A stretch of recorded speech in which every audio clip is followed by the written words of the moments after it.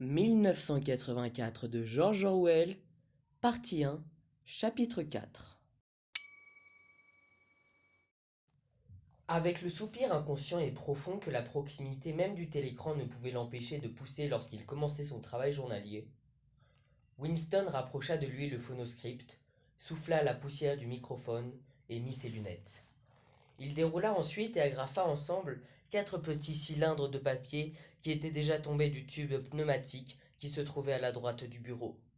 Il y avait 3 orifices au mur de la cabine. À droite du phonoscript se trouvait un petit tube pneumatique pour les messages écrits. À gauche, il y avait un tube plus large pour les journaux.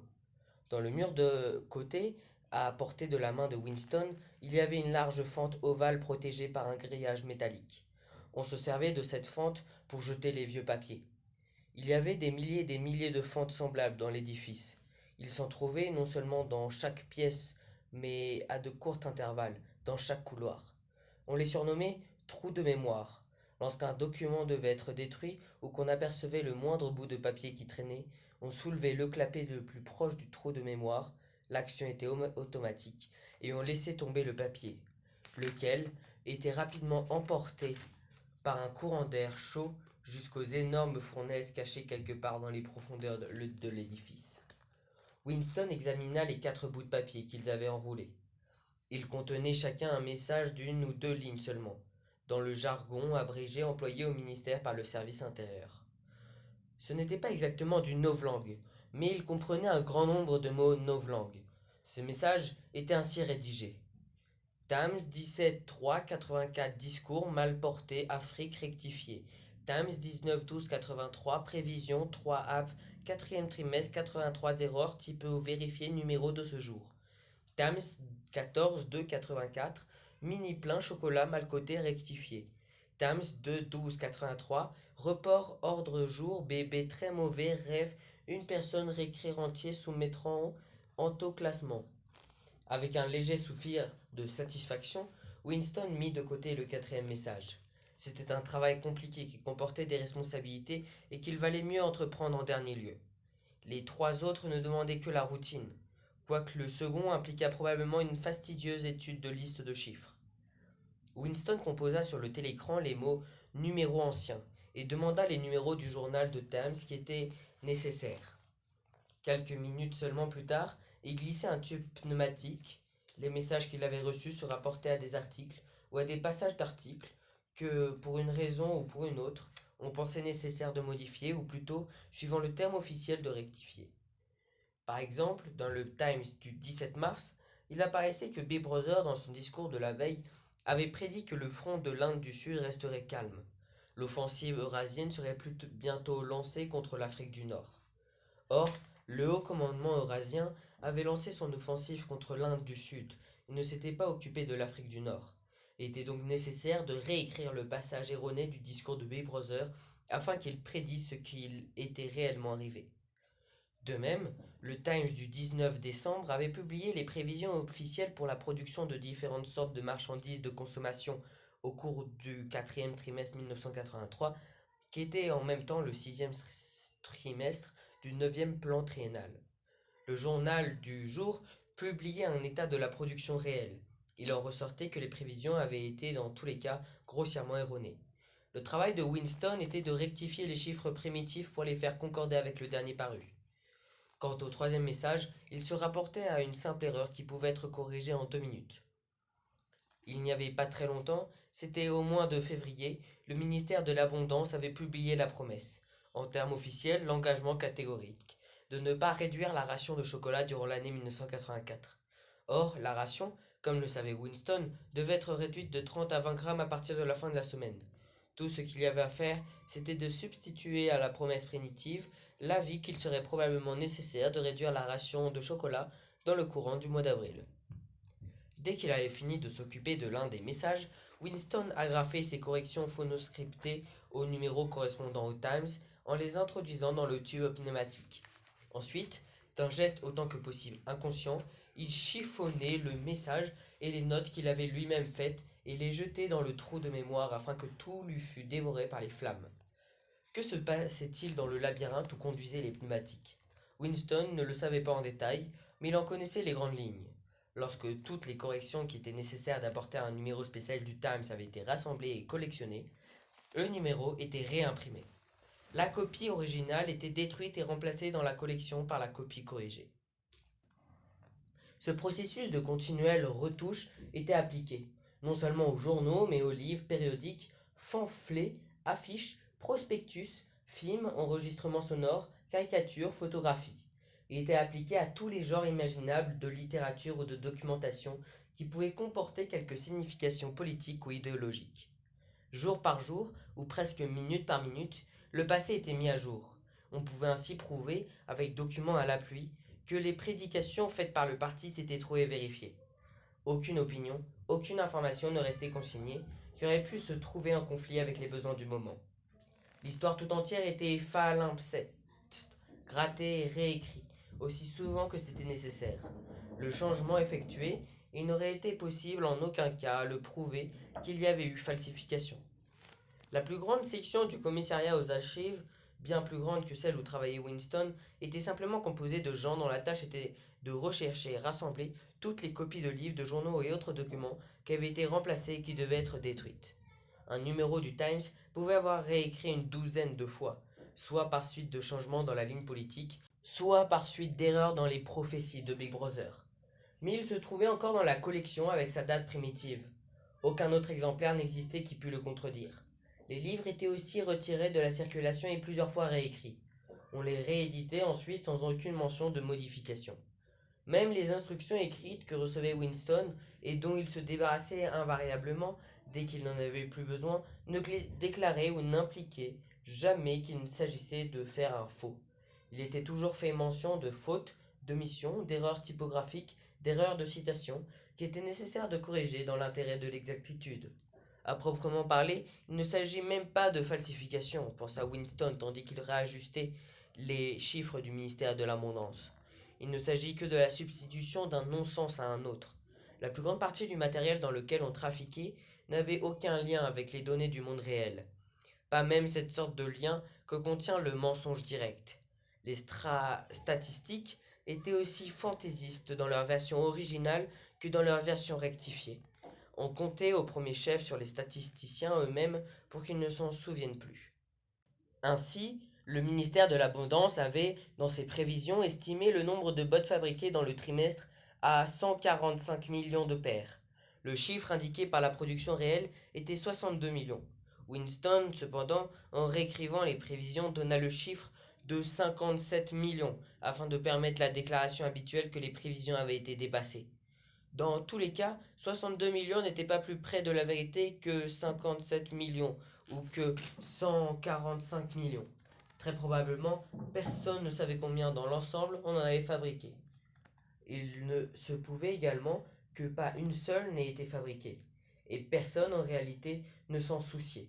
Tout ce qu'on savait, c'est qu'à chaque trimestre, un nombre astronomique de bottes était produite sur le papier, alors que la moitié peut-être de la population de l'Océania marchait pieds nus. Il en était de même pour le report des faits de tous les ordres, qu'ils fussent importants ou insignifiants. Tous s'évanouissaient dans un nombre dans lequel, finalement, la date même de l'année devenait incertaine. Winston jeta un coup d'œil à travers la galerie. De l'autre côté, dans la cabine correspondant à la sienne, un petit homme d'aspect méticuleux, au menton bleui nommé Tilo Tson, travaillait avec ardeur. Il avait un journal plié sur les genoux et sa bouche était placée tout contre l'embouchure du phonoscript, comme s'il essayait de garder secret entre le télécran et lui ce qu'il disait. Il leva les yeux et ses verres lancèrent un éclair hostile dans la direction de Winston. Winston connaissait à peine Tillotson et n'avait aucune idée de la nature du travail auquel il était employé. Les gens du commissariat aux archives ne parlaient pas volontiers de leur travail. Dans la longue galerie des fenêtres où l'on voyait une double rangée de cabines, où l'on entendait un éternel bruit de papier froissé et le bourdonnement continu des voix qui murmuraient dans les phonoscripts, il avait bien une douzaine de personnes. Winston ne savait même pas leur nom, bien qu'il les vît chaque jour se dépêcher dans un sens ou dans l'autre dans les couloirs et gesticuler pendant les 2 minutes de la haine. Il savait que, dans la cabine voisine de la sienne, la petite femme rousse peinait, un jour dans l'autre, à rechercher dans la presse et à éliminer les noms des gens qui avaient été vaporisés et qui étaient par conséquent considérés comme n'ayant jamais existé. Il y avait là un certain à propos puisque son propre mari, 2 ans plus tôt, avait été vaporisé. Quelques cabines plus loin se trouvait une créature douce, effacée, rêveuse, nommée Ampleforte, qui avait du poil plein les oreilles et possédait un talent surprenant pour jongler avec les rimes et les mètres. Cette Ampleforte était employée à produire des versions inexactes. On les appelait textes définitifs, de poèmes qui étaient devenus idéologiquement offensants, mais que, pour une raison ou pour une autre, on devrait conserver dans les anthologies. Et cette galerie, avec ses 50 employés environ, n'était qu'une sous-section, un seul élément en somme de l'infinie complexité du commissariat aux archives. Plus loin, au-dessous, il y avait d'autres essaims de travailleurs engagés dans une multitude inimaginable d'activités. Il y avait les immenses ateliers d'impression, avec leurs sous-éditeurs, leurs experts typographes, leurs studios soigneusement équipés pour le trucage des photographies. Il y avait la section des programmes de télévision, avec ses ingénieurs, ses producteurs, ses équipes d'acteurs spécialement choisis pour l'habilité à imiter les voix. Il y avait les armées d'archivistes, dont le travail consistait simplement à dresser la liste des livres et des périodiques qu'il fallait retirer de la circulation. Il y avait les vastes archives, où étaient classés les documents corrigés et les fournaises cachées où les copies originales étaient détruites. Et quelque part, absolument anonyme, il y avait les cerveaux directeurs qui coordonnaient tous les efforts et établissaient la ligne politique qui exigeait que tel fragment du passé fût préservé, tel autre falsifié, tel autre encore anéanti. Et le commissariat aux archives n'était lui-même en somme qu'une branche du ministère de la Vérité, dont l'activité essentielle n'était pas de reconstruire le passé, mais de fournir aux citoyens de l'Océania des journaux, des films, des manuels, des programmes de télécran, des pièces, des romans, le tout accompagné de toutes sortes d'informations, d'instructions et de distractions imaginables, d'une statue à un slogan, d'un poème lyrique à un traité de biologie et d'un alphabet d'enfant à un nouveau dictionnaire novlangue. De plus, le ministère n'avait pas à satisfaire seulement les besoins du parti, il avait encore à répéter toute l'opération à une échelle inférieure pour le bénéfice du prolétariat. Il existait toute une suite de départements spéciaux qui s'occupaient pour les prolétaires de littérature, de musique, de théâtre et en général de délassement. Là, on produisait des journaux stupides qui ne traitaient presque entièrement que de sport, de crime et d'astrologie. Des petits romans à 5 francs, des films juteux de sexualité, des chansons sentimentales composées par des moyens entièrement mécaniques sur un genre de kaléidoscope spécial appelé versificateur.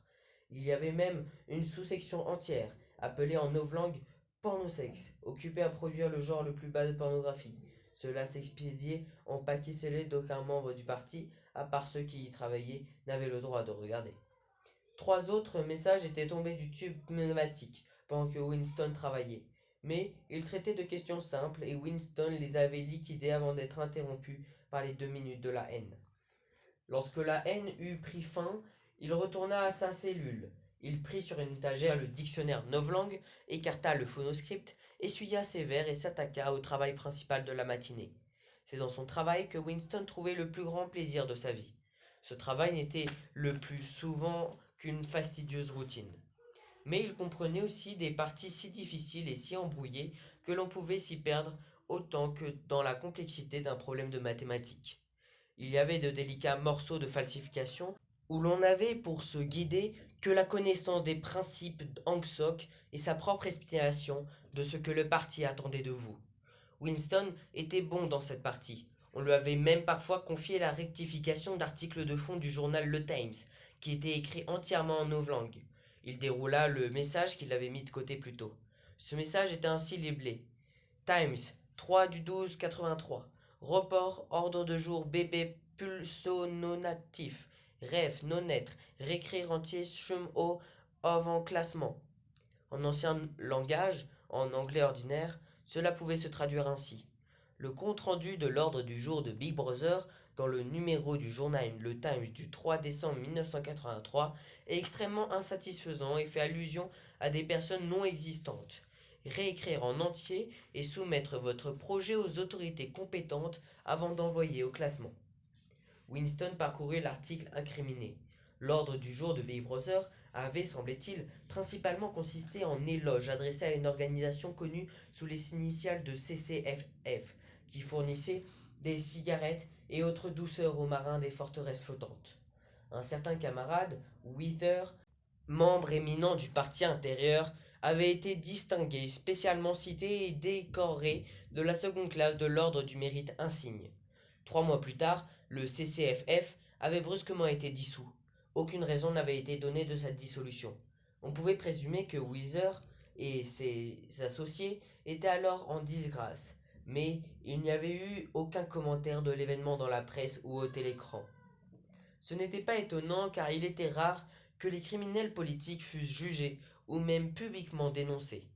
Les grandes épurations, embrasant les milliers d'individus, accompagnées du procès public de traîtres et de criminels de la pensée qui faisaient d'abjectes confessions de leurs crimes et étaient ensuite exécutés, étaient des spectacles spéciaux, montés environ une fois tous les 2 ans. Plus communément, les gens qui avaient encouru le déplaisir du parti disparaissaient simplement et on n'entendait plus jamais parler d'eux. On n'avait jamais le moindre indice sur ce qui leur était advenu. Dans quelques cas, ils pouvaient même ne pas être morts. Il y avait 30 individus, personnellement connus de Winston, qui, sans compter ses parents, avaient disparu à une époque ou à une autre. Winston se gratta doucement le nez avec une trombone.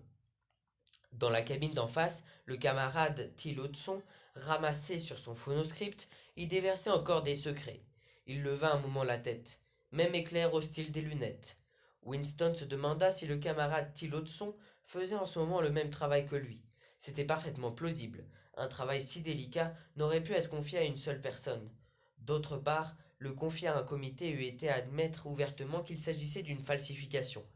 Il y avait très probablement, en cet instant, une douzaine d'individus spécialisés dans la fabrication de versions sur ce qui avait réellement dit Big Brother. Quelques cerveaux directeurs du parti intérieur sélectionneraient ensuite une version ou une autre, la feraient rééditer et mettraient en mouvement le complexe processus de la contre-correction et d'antéréférence qu'entraînerait ce choix.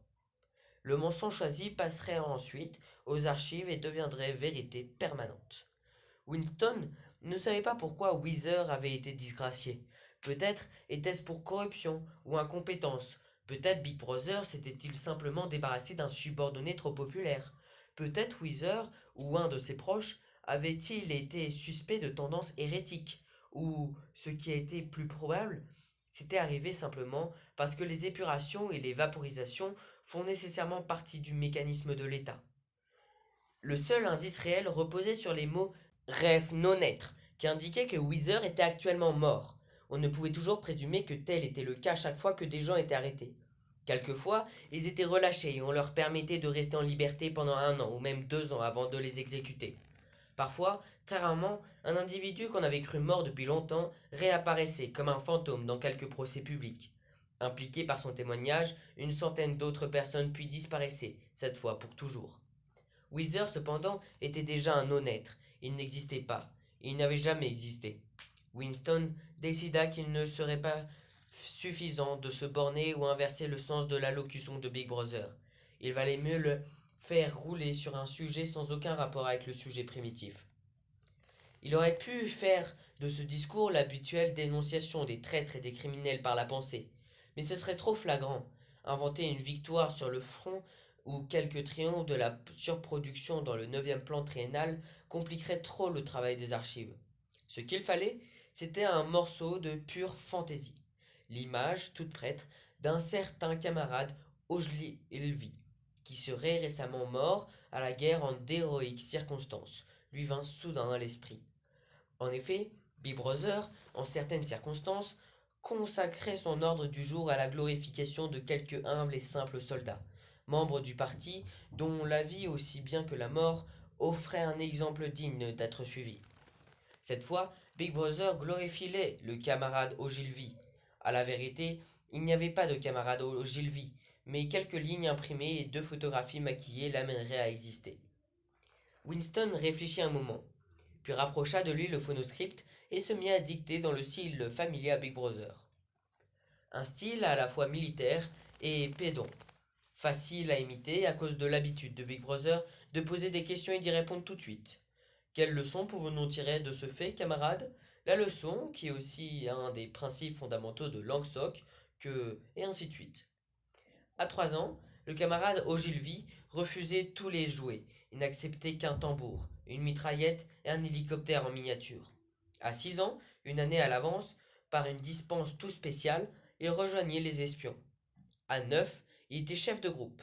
À 11, il dénonçait son oncle de la police de la pensée. Il avait entendu une conversation dont les tendances lui avaient paru criminelles. À 17 ans, il était moniteur d'une section de la Ligue anti-sexe des juniors. À 19 ans, il inventait une grenade à main qui était adoptée par le ministère de la Paix.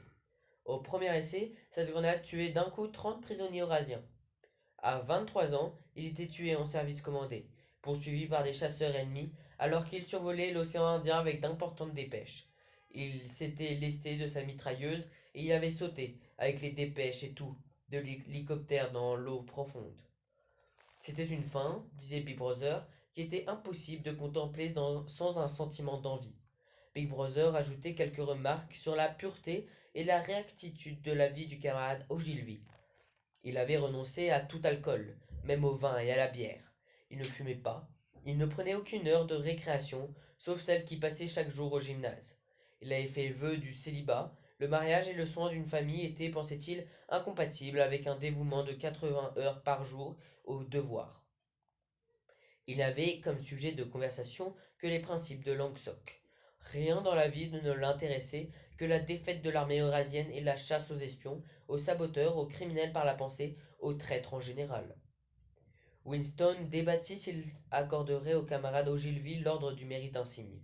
Il décida que non, à cause du supplémentaire renvoi aux références que cette récompense aurait entraîné. Il regarda une fois encore son rival de la cabine d'en face. Quelque chose lui disait que certainement Tillotson était occupé à la même besogne que lui. Il n'y avait aucun moyen de savoir quelle rédaction serait finalement adoptée, mais il y avait la conviction profonde que ce sera la sienne. Le camarade Ogilvy, inexistant une heure plus tôt, était maintenant une réalité. Une étrange idée frappa Winston. On pouvait créer des morts, mais il était impossible de créer des vivants. Le camarade Ogilvy, qui n'avait jamais existé dans le présent, existait maintenant dans le passé, et quand la falsification serait oubliée, son existence aurait autant d'authenticité, autant d'évidence que celle de Charlemagne ou de Jules César.